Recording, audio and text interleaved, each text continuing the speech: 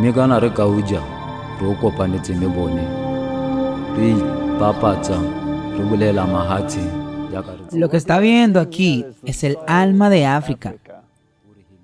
Crecí en África, nací en África, fui criado en África. Y África se te mete en la sangre. No hay forma de que puedas deshacerte de ella. Tú puedes sacar a alguien de África, pero no puedes sacar a África de nadie.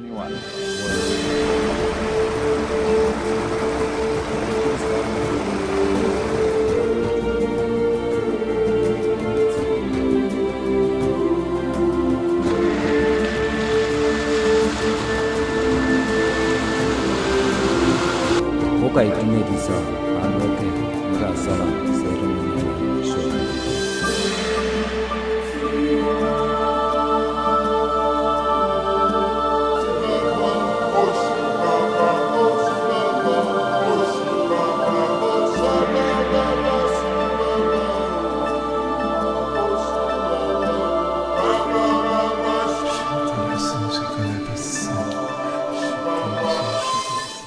Todo el mundo en este planeta anhela algo y todo el mundo anhela la restauración de aquello que no podemos definir.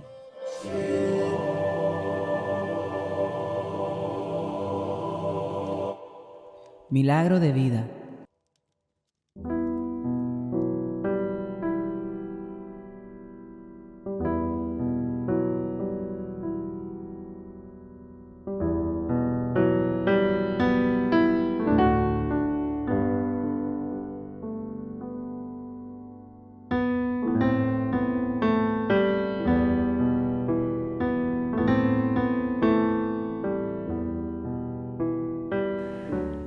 Así que aquí crecí, en este país. Yo era un evolucionista. No creí en Dios. Y todo lo que vi fue lo que tú ves. Pero de alguna manera, todavía tiene un mensaje inherente. Todavía tiene una belleza que nadie puede explicar, que solo puedes experimentar.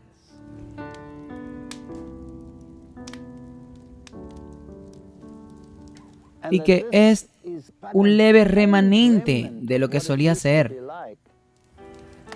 Bueno, entonces algo despierta en el alma que un ateo nunca podrá apreciar. Siempre solía creer que tú estás aquí, te vas y eres historia. Pero ahora hay algo más, hay una esperanza de algo más grande, algo aún mejor, algo aún más hermoso que esto. ¿Y te imaginas con estos sonidos a tu alrededor cómo debe ser? Debe ser fenomenal.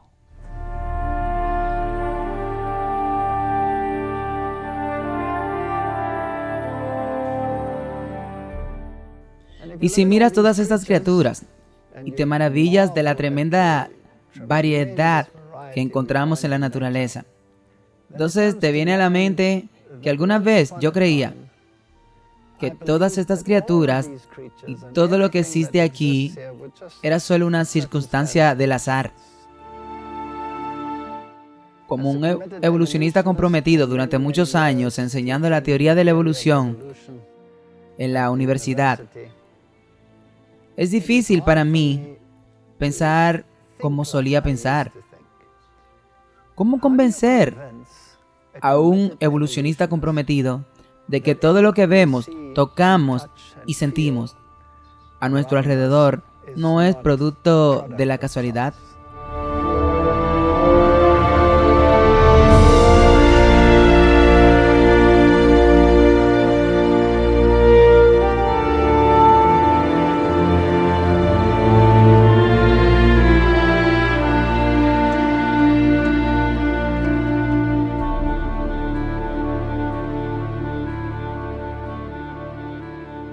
Crecí en un hogar donde teníamos dos puntos de vista religiosos. Mi padre era católico romano, Mi madre era luterana y mi madre se estaba muriendo de cáncer y yo era un niño pequeño y constantemente me informaban que era una situación muy desafortunada, que ella, al no tener la fe correcta, sería confinada al fuego del infierno por todas las eternidades. Bueno, eso me hizo volverme totalmente en contra de Dios y rechacé toda la visión de Dios, y a la edad de 10 años ya era un ateo comprometido. Más tarde, cuando llegué a la universidad y estudié biología y me especialicé en fisiología animal, el departamento de zoología, la teoría de la evolución suministró todas mis respuestas. Era un evolucionista convicto.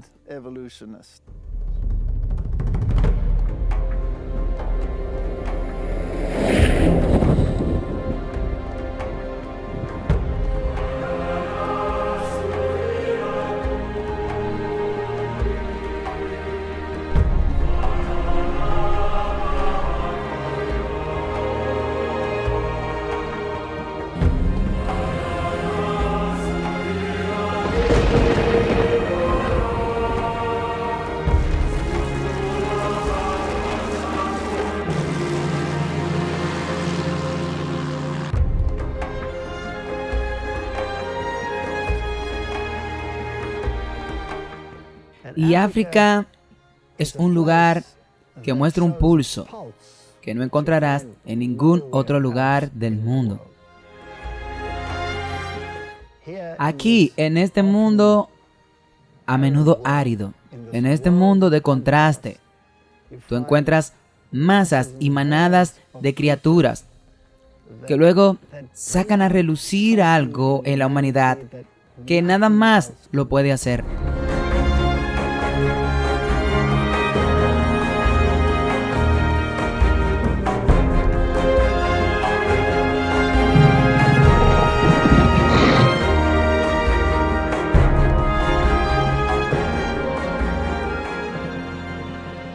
Empecé, por supuesto, como un darwinista que creía en el gradualismo, porque la mayoría de las cosas en la universidad, donde yo estaba estudiando, la Universidad de Stellenbosch, eran darwinistas convencidos y creían en millones de años de evolución impulsadas por mutaciones aleatorias durante muchos iones de tiempo, y luego clasificada por selección natural. Fui a muchas excursiones y había básicamente dos puntos de vista. Y uno de los grupos dentro de nuestro departamento tenía una clara inclinación neodarwinista. En otras palabras, creían en el equilibrio puntuado. Y esto condujo a acalorados debates dentro del departamento sobre si la evolución era un proceso lento y gradual o si estaba marcada por rápidos periodos de evolución, tácticamente, si se quiere decir, así lo llaman, o si fue un proceso lento, el que lo llamaron Brady-Tilly. Y estos debates eran una realidad constante.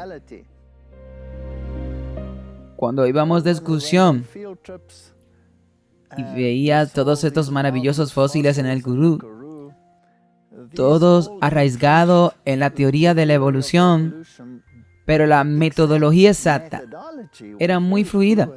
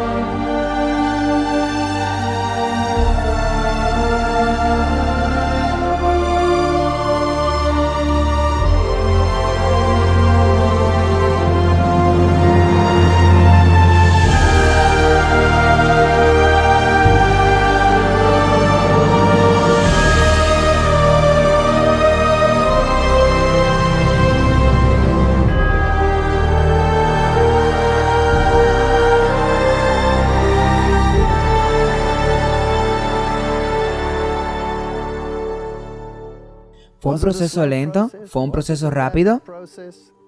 Ahora, ¿por qué se les ocurrió la idea de un proceso rápido en primer lugar? Bueno, porque los fósiles intermediarios que se supone que se unen a los diversos grupos no existen en el entorno natural. Y si vas directamente al comienzo del proceso macroevolutivo, entonces todos los organismos están allí al mismo tiempo, todos los archivos están allí al mismo tiempo. Así que debe haber habido una explosión de vida en este planeta.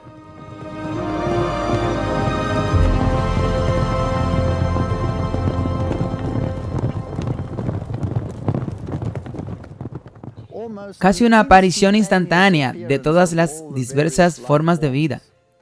Ahora, esto no encaja con el viejo modelo de proceso gradual y lento, que dejaría una larga cadena de evidencia en el registro paleontológico.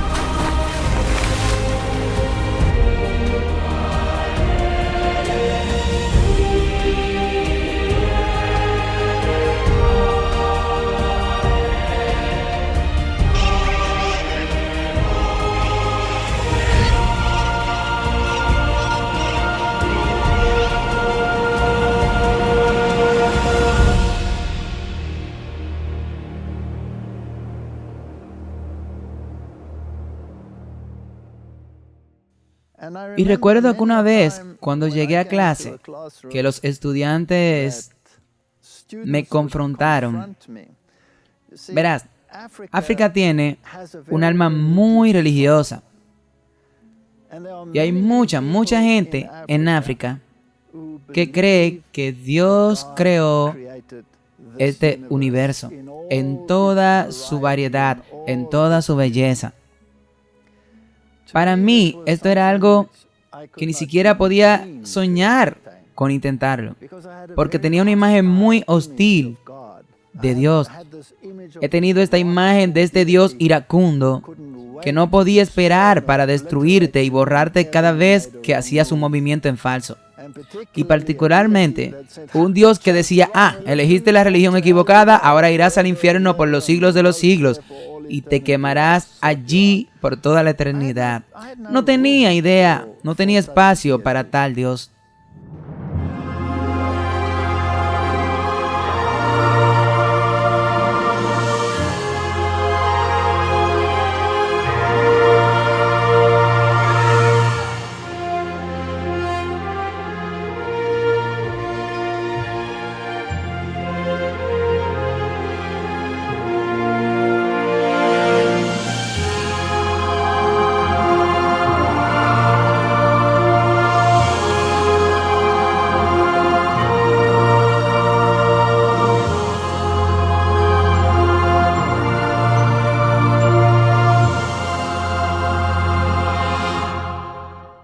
O como en la mayoría de los casos, tiras al bebé con el agua del baño.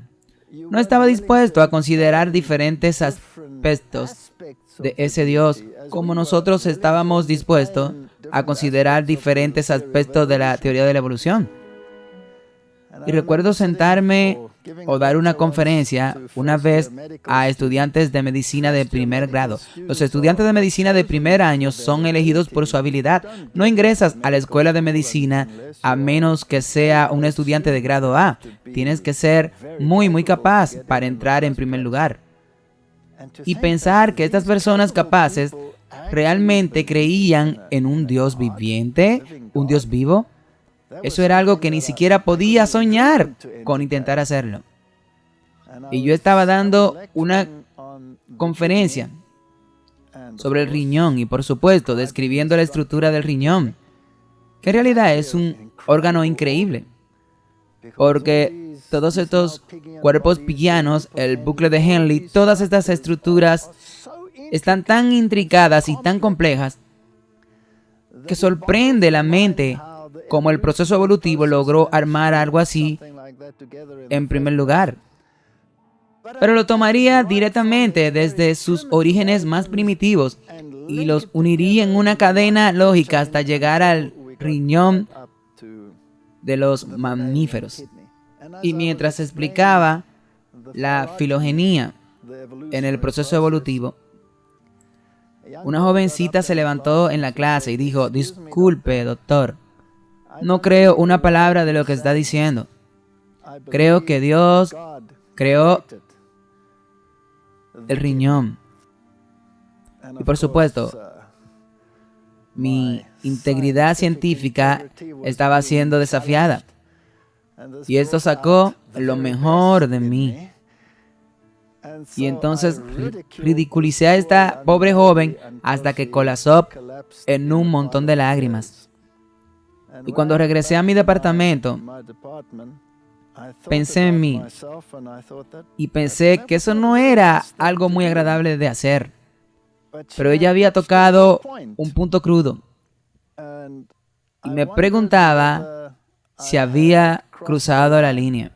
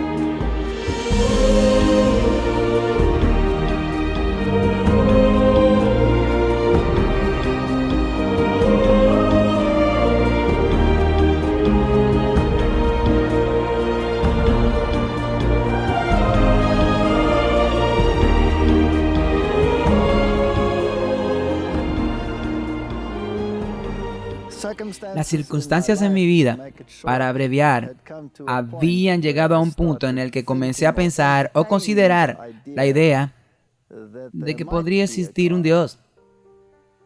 Ahora, para mí, la Biblia era un libro de mitos. Era un libro de cuentos antiguos contado por ancianos que imaginaron los diversos aspectos de la historia bíblica. Pero cuanto más profundizaba en ella, más intrincada se vuelve. Y la Biblia no es solo un libro que pretende tener hechos históricos sobre el origen y sobre la historia y el periodo de Abraham y la nación de Israel y los conflictos entre las naciones y el nombramiento de reyes. ¿En qué nivel ha sido desafiada? Muchas veces.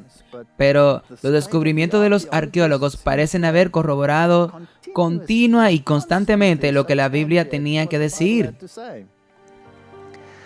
Pero cuando se trata de profecía, este es un campo totalmente diferente. Completamente diferente. La profecía es historia escrita con anticipación. Y si tomas el libro de Daniel y describe los reinos del mundo hasta nuestros días, y los altos críticos dirían: lo siento, eso debe haber sido escrito después del evento. E incluso los eruditos modernos dirán: bueno, este libro es máximo del siglo II, pero incluso entonces si es del siglo II antes de Cristo, ellos estarían en un gran problema porque los eventos finales tuvieron lugar mucho tiempo después de eso. Pero el libro está escrito en arameo y el libro está escrito en hebreo. Y ellos encontraron fragmentos del arameo, y el arameo proviene de algún periodo en la edad persa. En otras palabras, el dialecto que se usaba allí proviene de la época persa. Eso autentifica el libro alrededor del año 600 a.C. Es increíble que toda la historia del mundo haya sido escrita con anticipación. Y luego los detalles del capítulo 7 de Daniel me abrumaron por completo, particularmente por el trasfondo religioso del que provengo, donde los poderes que estarán activos en los últimos días se describen con detalles tan meticulosos. Y los reformadores se dieron cuenta de esto y basaron toda su teología sobre esas profecías que eran irrefutables. Y recuerdo ir a la biblioteca de la universidad tratando de encontrar algunas evidencias de que todo esto fue inventado, elaborado por algún genio. Pero, por desgracia, la historia confirmó lo que la Biblia había dicho. Entonces me convencí. Bueno, si hay profecía, entonces debe haber una inteligencia detrás de esa profecía.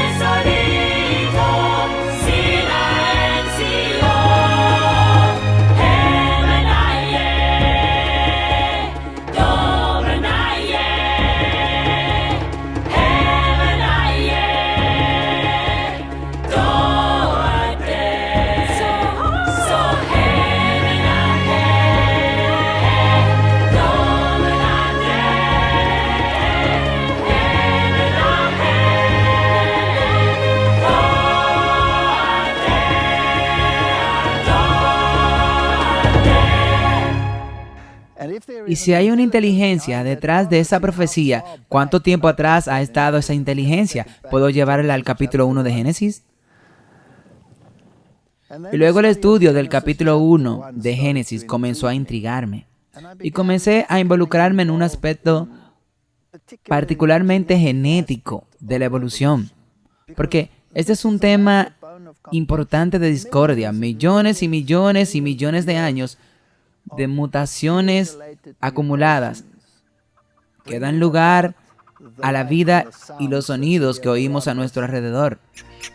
Muy parecidos al pajarito de allá, Sungrouse.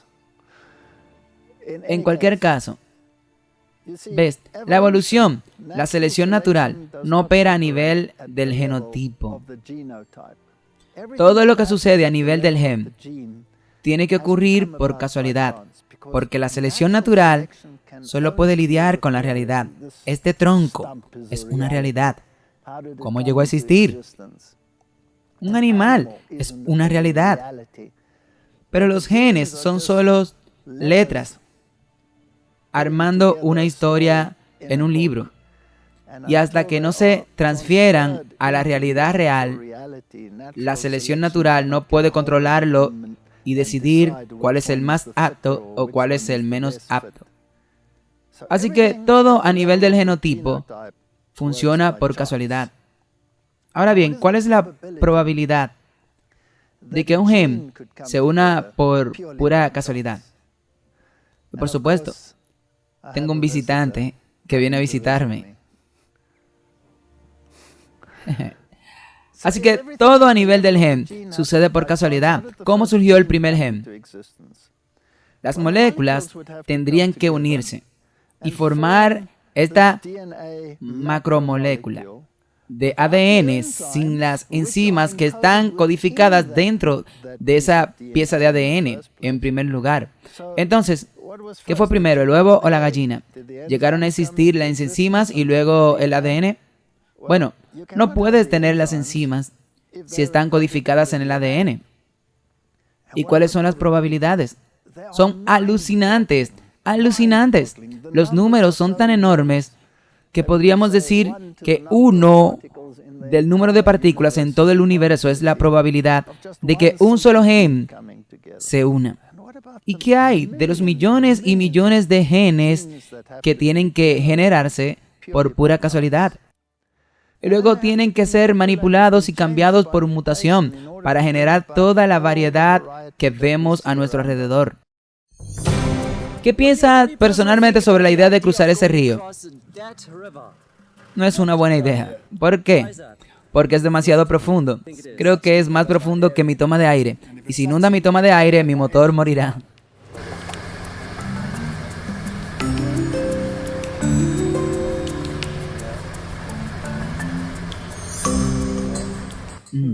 Decisiones, decisiones. Este cruce de río es extremadamente profundo y la entrada de aire de mi vehículo no es tan alto.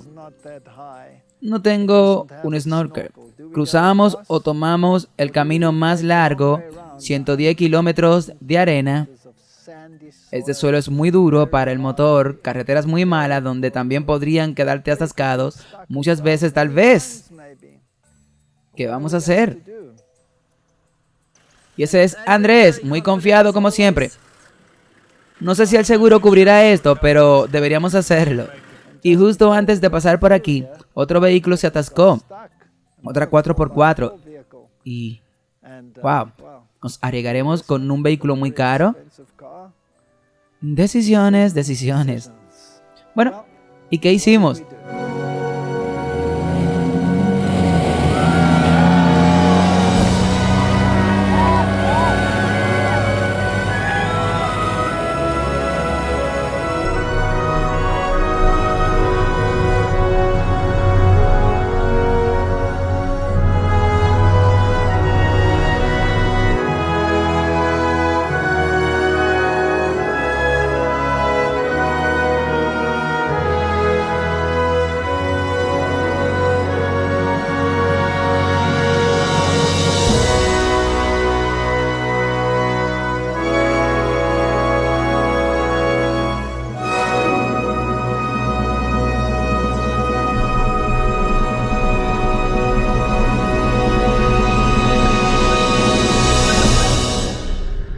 es esta pequeña Sangros y este Homburg. Hay una ardilla corriendo por la parte de atrás. Esperemos que no haya ningún león en mi espalda aquí. ¿Y de dónde viene todo esto?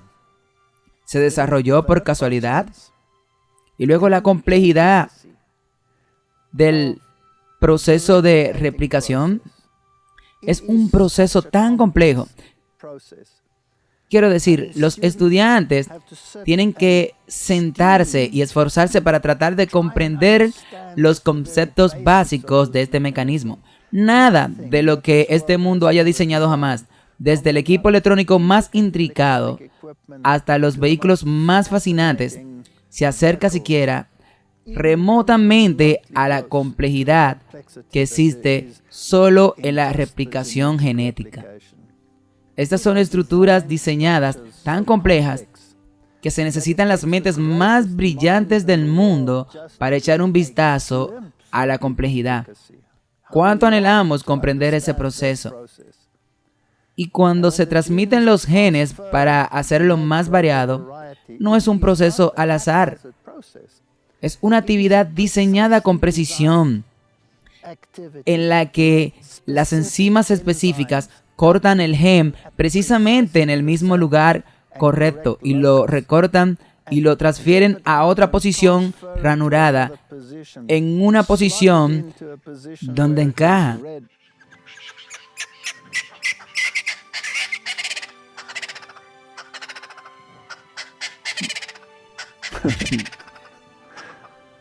Gracias por ese comentario. Estoy de acuerdo contigo. Entonces, ¿cómo sucede esto? Quiero decir, imagina acercarte a un científico espacial que acaba de diseñar la estructura autopropulsada más grande que la humanidad haya visto jamás, y computarizada con toda su complejidad, y decir, bueno, eso es un golpe maravilloso de suerte que esta cosa haya llegado a existir.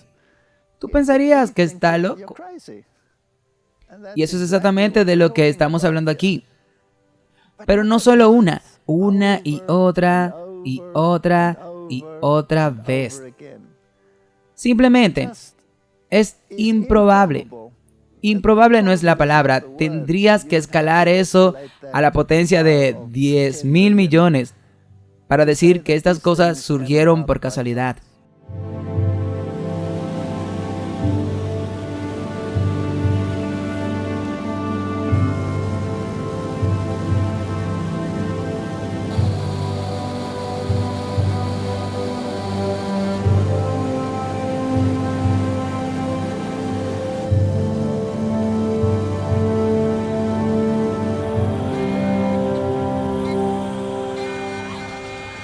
Ni siquiera entendemos los mecanismos y el funcionamiento de una de sus células, y mucho menos cómo llegó a existir el ojo. O incluso más que eso, cómo surgió el programa de computadora que analiza las imágenes en el cerebro, que corrige las imágenes. Todo esto habla de un diseño magnífico. Bueno, y si hay un diseño magnífico, entonces por implicación hay un diseñador magnífico.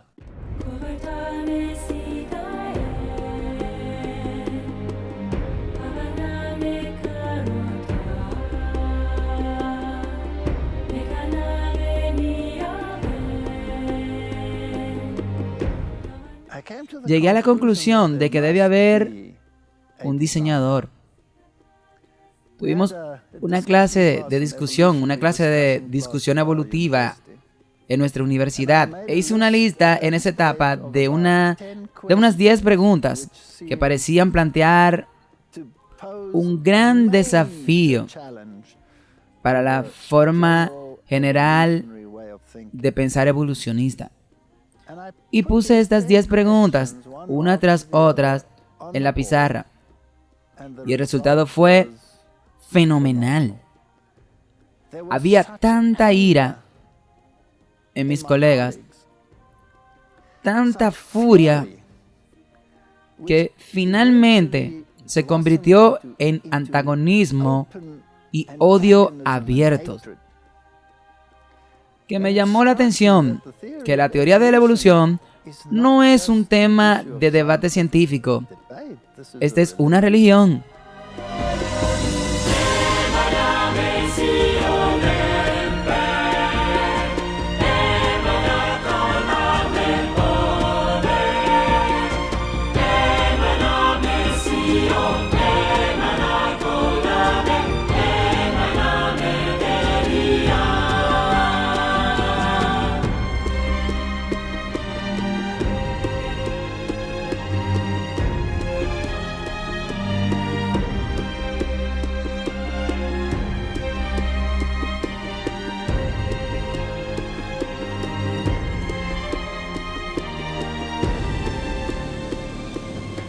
La gente se aferra a ella porque la alternativa es demasiado espantosa para contemplarla.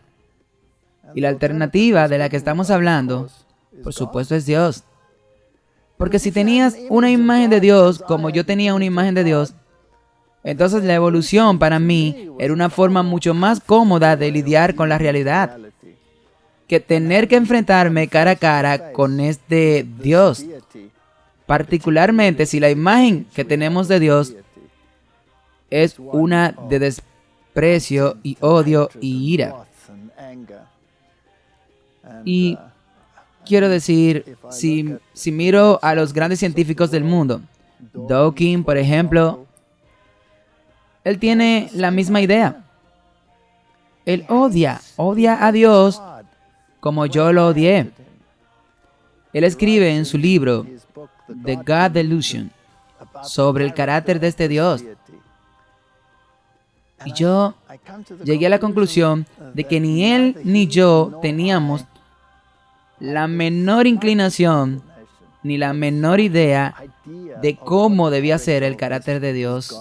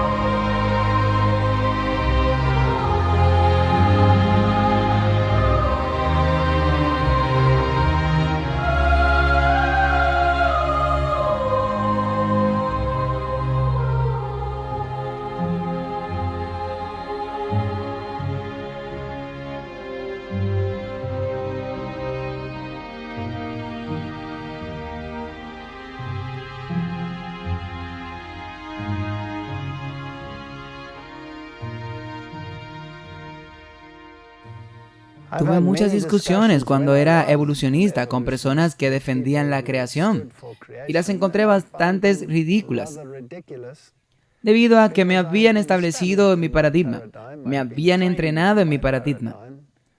Era eficiente en mi paradigma y no iba a dejar que nadie sacudiera mi bote. Así que, ¿cómo sucedió realmente? Que incluso consideraría la idea de que todo lo que vemos no es producto de la casualidad.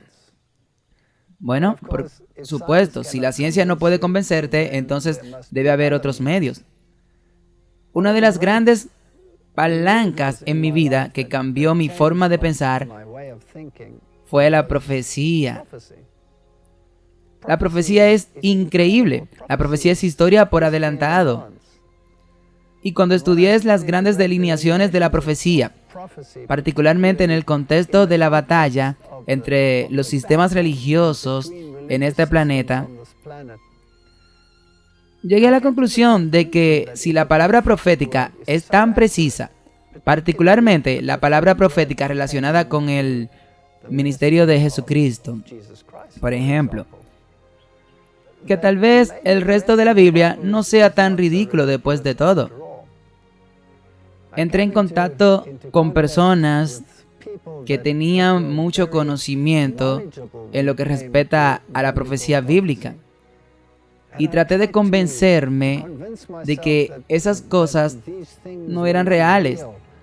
E iba a la biblioteca de la universidad y los examinaba y eventualmente descubría, para mi consternación, que la profecía y la historia registradas estaban en perfecta armonía. El salto, sin embargo, de la profecía a la aceptación de una creación literal es bastante sustancial. ¿Y cómo se cruza esa gran división? Ahora, obviamente, si crees en la teoría de la evolución, entonces todo tiene millones y millones y millones de años. Y la Biblia dice que en 6 días creó Dios los cielos y la tierra, el mar y todo lo que hay en ella. Y 6 días y millones de años ciertamente no son compatibles. En el principio, Dios creó los cielos y la tierra.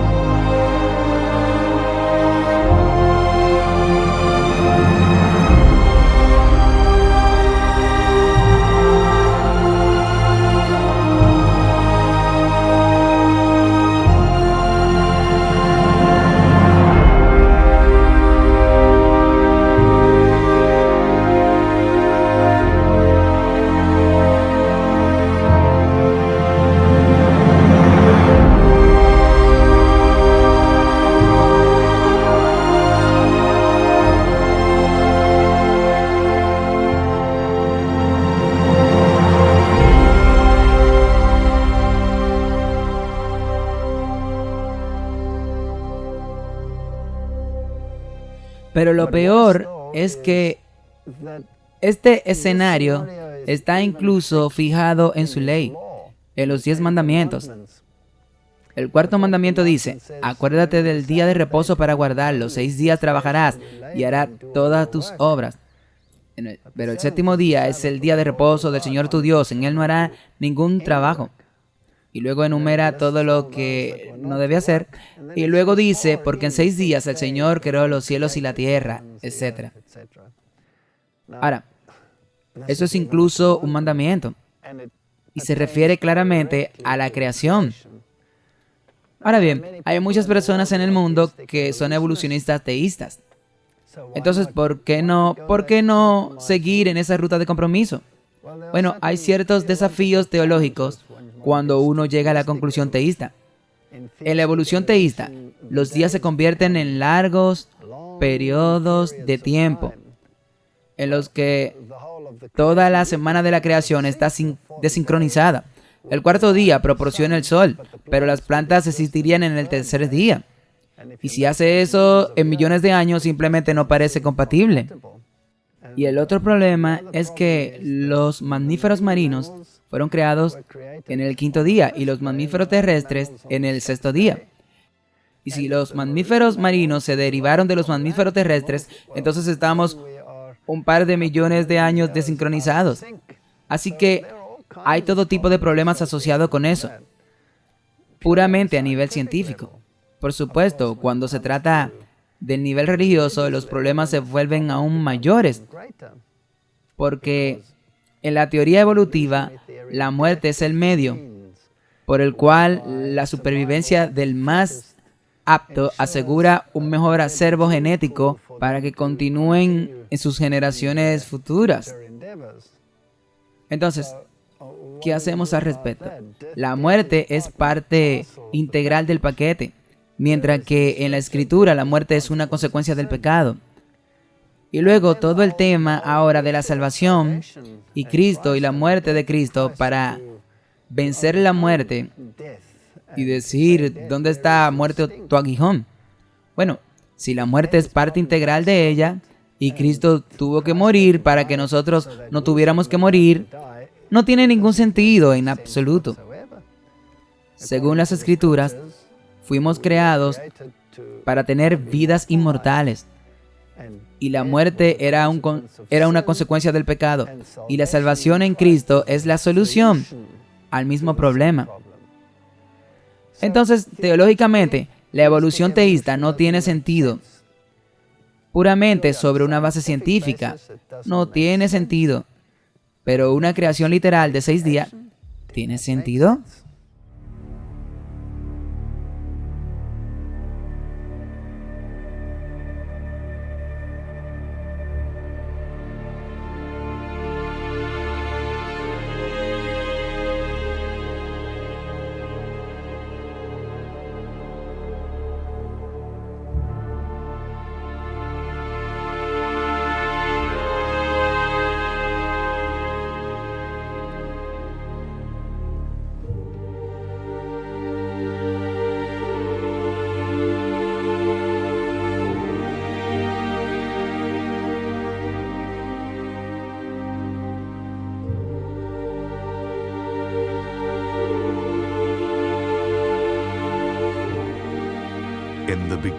En el principio, Dios creó los cielos y la tierra.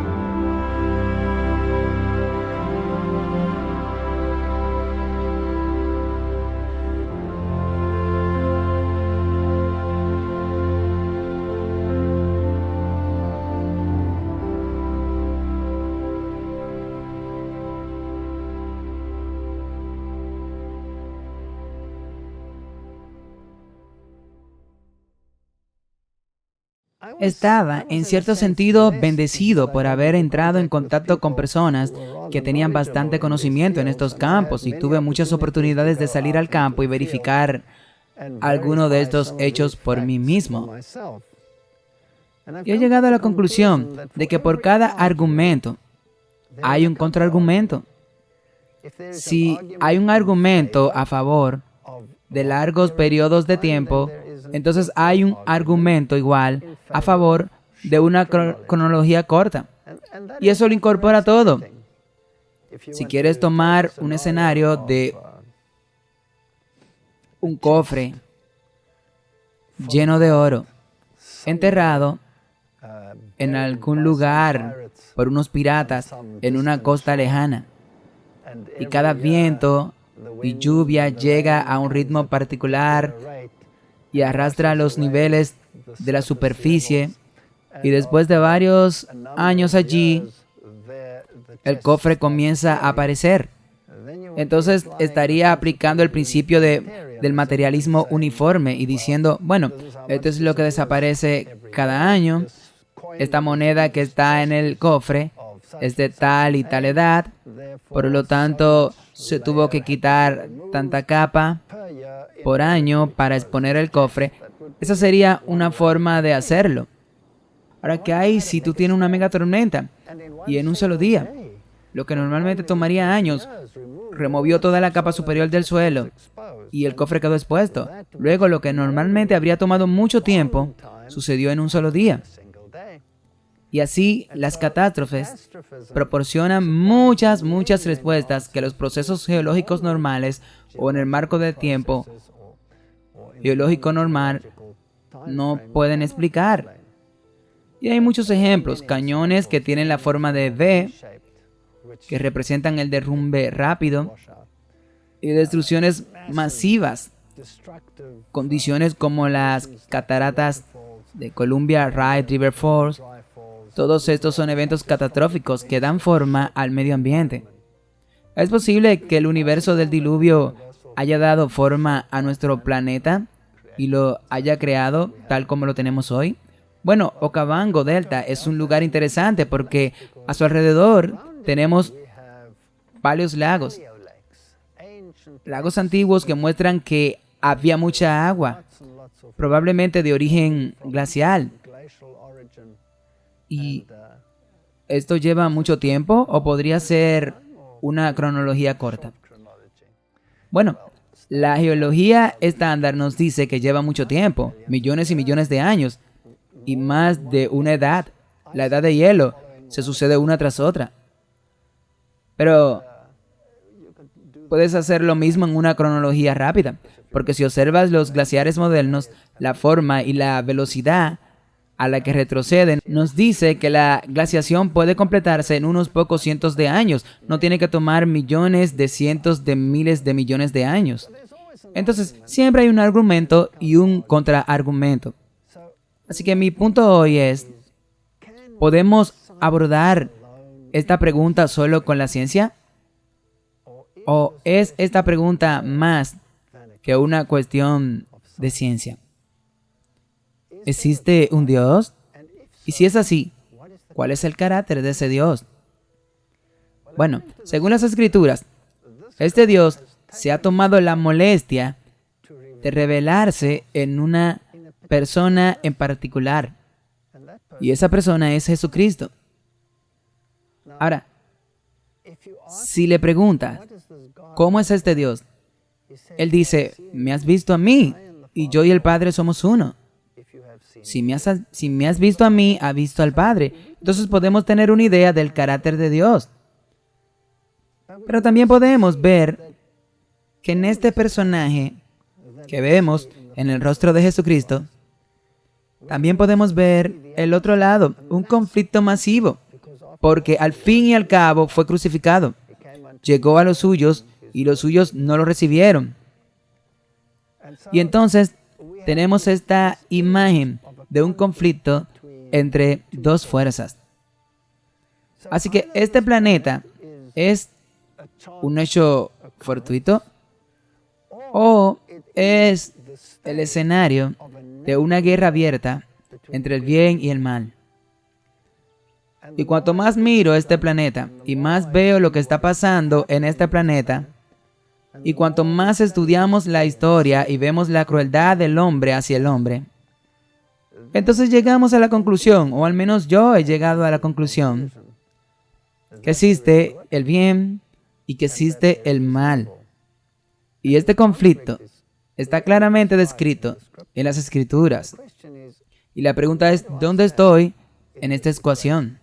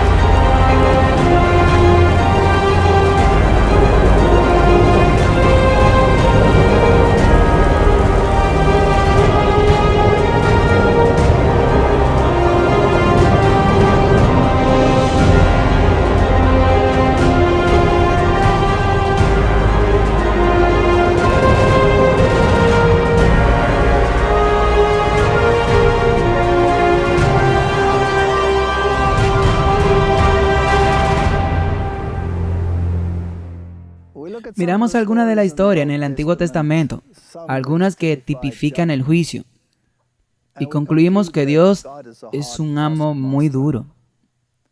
Pero en realidad, el que sanó a la gente, el que hizo que los ciegos vieran, el que hizo que el cojo caminara, este es el Dios al que deberíamos estar mirando.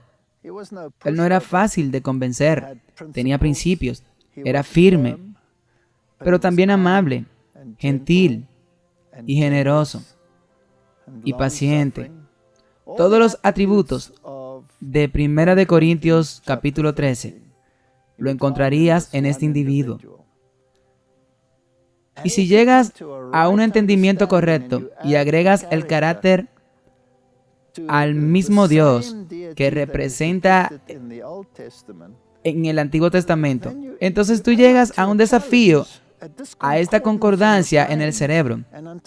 Y hasta que las hayas combinado y entendido que la justicia y la misericordia tienen el mismo peso y que la cruz no negó la justicia y no se elevó la misericordia por encima de la justicia, sino que las combinó en una realidad singular. La justicia y la misericordia se besaron.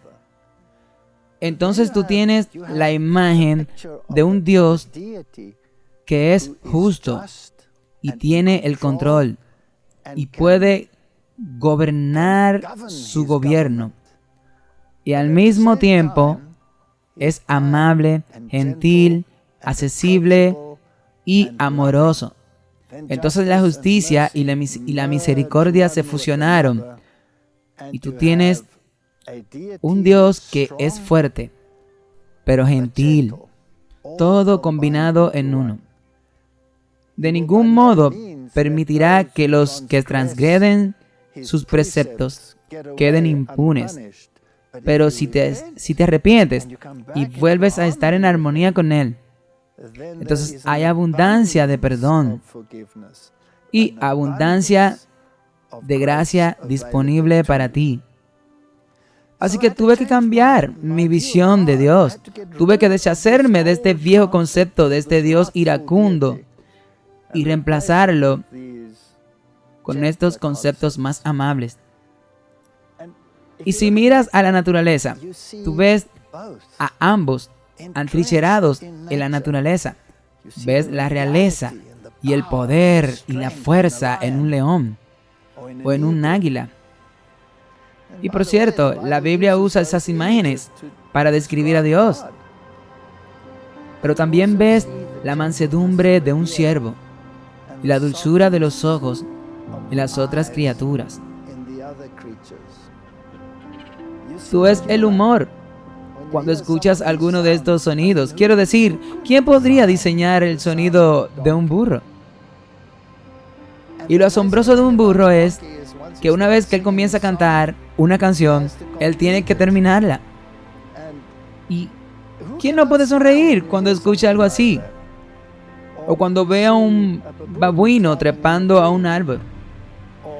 O cuando los ve balbuceando y parloteando entre ellos. ¿Quién no puede sonreír cuando ve algo así? ¿Es Dios un capataz severo? ¿O tiene Dios sentido del humor? Mira el reino animal y tendrá tu respuesta. Y tan lentamente mis conceptos cambiaron, encendidos y alimentados por las palabras proféticas, que había una consistencia, que había una realidad, que había un Dios. No puedo explicar de dónde Él viene, pero Él tampoco hace eso. Él simplemente dice, yo soy.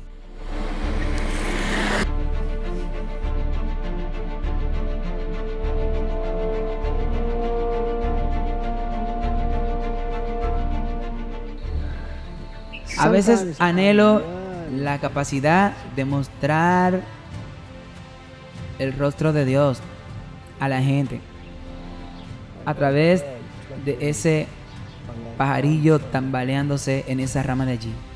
Si tú puedes leer el carácter de Dios en ese pájaro, entonces esa es la imagen que uno querría transmitir.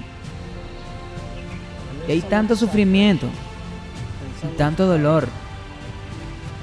¿Y qué alivio se encontraría en el conocimiento de que hay un Dios que se preocupa no solo por ese pajarito sentado en esa rama que se tambalea, sino por todos y cada uno de nosotros? ¿No sería maravilloso si todo el mundo conociera a Dios?